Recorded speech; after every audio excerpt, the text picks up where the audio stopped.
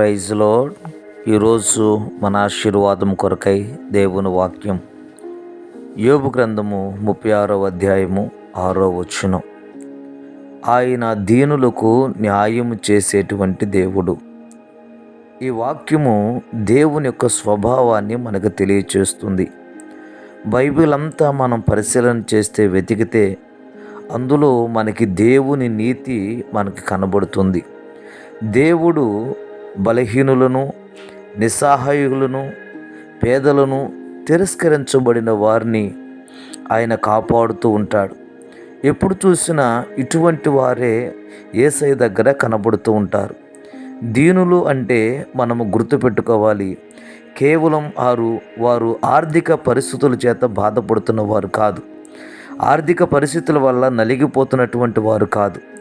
దీనులు అంటే తమ హృదయములో విరిగిపోయిన వారు, తన హృదయములో సమస్యలను బట్టి నలిగిపోయిన వారు, తన హృదయములో వేదనలు పడుతున్నటువంటి వారు, అలాగే ఏ దిక్కు నుంచి కూడా ఎలాంటి సహాయము లేనటువంటి వారు, ఎలాంటి సహాయము దొరకని వారు, ఎవరు సహాయము చేయటానికి నోచుకోనటువంటి బిడ్డలు దీవెనులుగా ఎంచబడుతున్నారు.